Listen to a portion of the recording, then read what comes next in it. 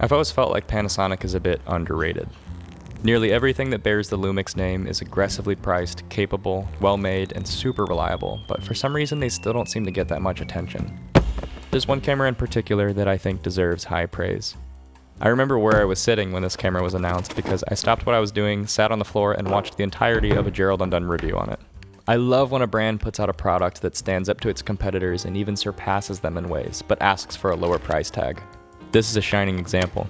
The Lumix S5 II is simply one of the best value propositions in filmmaking. What I'm holding right here is actually the S5 IIX, which has a couple bonus features on top of the already incredible S5 II. Everything we talk about today will be applicable to both of them, but in case you're wondering what the differences are, they're mainly codec related. For an extra $200 on the X, you get access to all eye options, ProRes, and recording over USB-C to SSDs.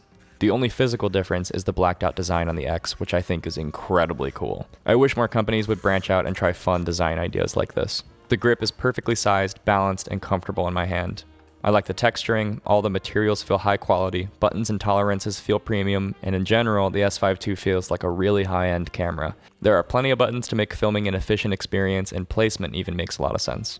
Control wheels are in the right spots, and the buttons I actually need to press while filming are all within reach. I have nothing to complain about here. I/O selection is gold standard as well for this body style. Full-size HDMI, USB-C, 3.5mm in and out, and 2 SD card slots. The nitpicky part of me wants CF Express B, but in this price range, just having full-size HDMI isn't even a given. If it's a particularly sunny day, there's a viewfinder available, and it's excellent. I find myself using it all the time. The onboard fully articulating touchscreen is also great. It's bright, sharp, feels solid, and definitely gets the job done. The integrated battery is Panasonic's DMW BLK22, which will get you around an hour and a half of 4K recording, maybe a little bit more depending on the brand and age of battery. If you've never used a Lumix operating system before, it is actually really simple, but there's a lot of stuff you can jump in and change. You have different tabs on the left that you can get through. They are touchscreen. In the first one, you got all of your image quality, you got your image format, focus settings, you got audio settings. There's a couple of other things you can mess with in here. Next menu will give you more control over image quality, and then there's some focus and shutter changes. There's some operational changes. This is where you can change what the dials and custom buttons are doing. There's monitor and display options that are split up between photo and video, which is really cool. HDMI settings, there's lens and other assorted things. Last menu will give you card options, file options. There's more monitor and display stuff you can change. There's I/O stuff, and then a whole bunch of random settings. And then there's a customizable user menu where you can bring in all your own settings and keep everything organized the way you want. I guess there's playback too, but who cares? I only own manual lenses at the moment, so I can't show you what the autofocus performance is like, but apparently they added some really big improvements with this model specifically. So if you're interested, I'll put some helpful videos below in the description. What I can show you is the IBIS system. Since the very beginning, Panasonic has had some of the best internal stabilization systems, and the S5 II builds on that legacy proudly.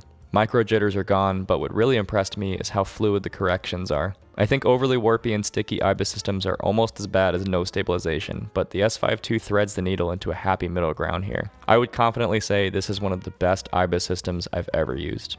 But a stable image still isn't good unless the capturing sensor is solid, and luckily this is one of the S5 II's biggest strengths. This is a 35.6 by 23.8 full-frame 6K CMOS sensor with dual native ISOs at 640 and 4000 when recording in Vlog. In terms of resolution, the absolute maximum you can push this thing is 5952 by 3968, which is indeed open gate. Cinedy's dynamic range charts show the S5 II scoring a total patch range of 14 stops in open gate, with a signal-to-noise ratio of 1 at 13.7 stops and a signal-to-noise ratio of 2 at 12.3 stops with noise reduction turned off. The dynamic range scores are really impressive, but the readout speeds are the singular weakness in the S5 II's otherwise spotless performance. If you're out there recording in open gate, 22 milliseconds is what you can expect. Here in the industry, we call that stinky.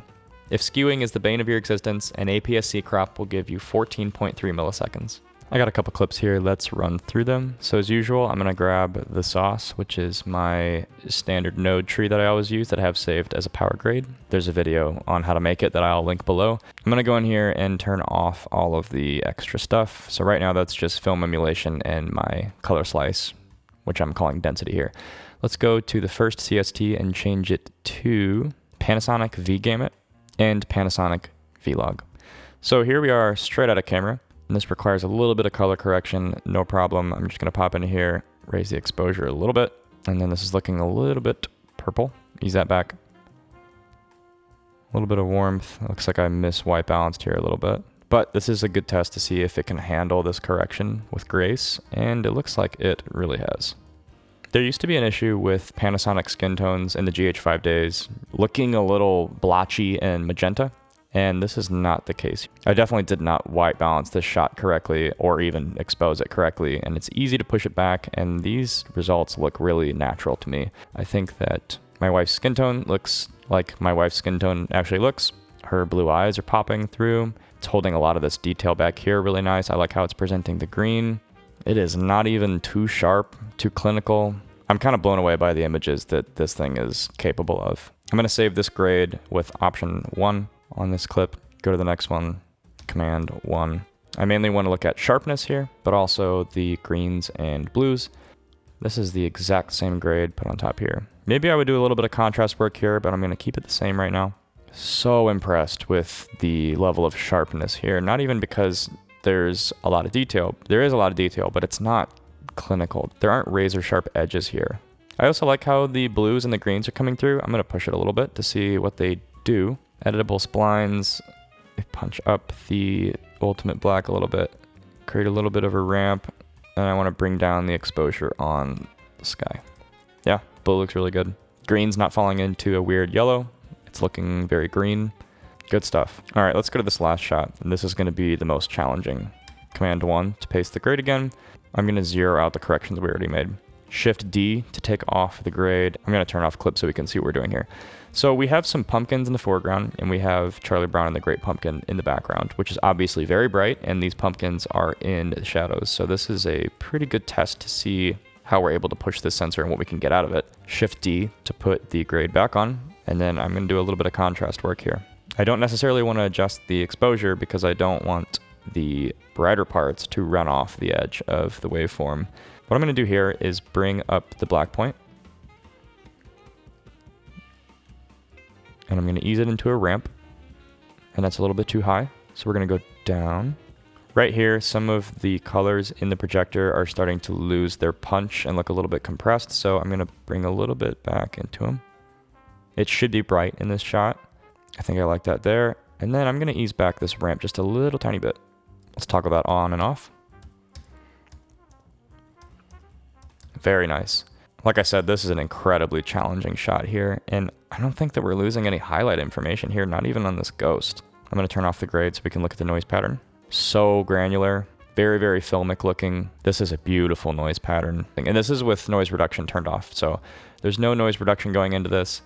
I don't even think I would add noise reduction. Adds a little bit of texture to the shot, a little bit of life, not distracting at all. There's a little bit of compression you can see here. There's some yellow crunchiness. That's not great, but that probably has more to do with the codec than the sensor itself. Okay, so for reference, here is exposed at 0 again. Let's move on to 2 stops overexposed. And when we flip between these two, there's a little bit of a color shift. It's looking a little bit more yellow, green. Let's go to 4 stops overexposed.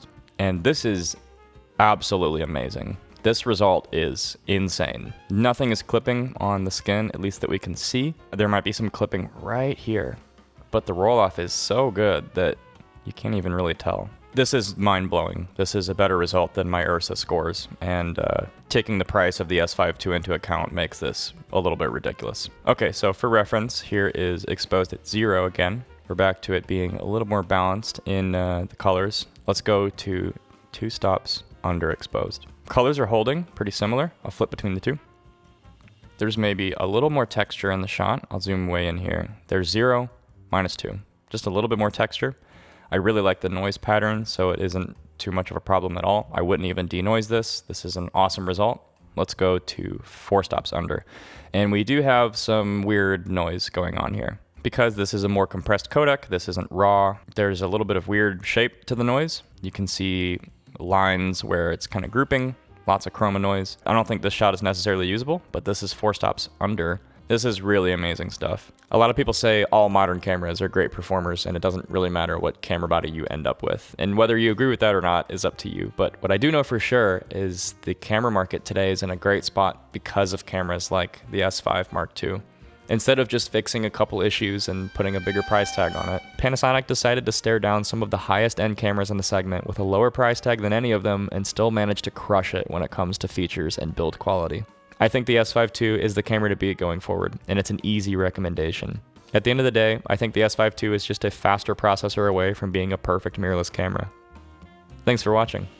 I'll see you soon.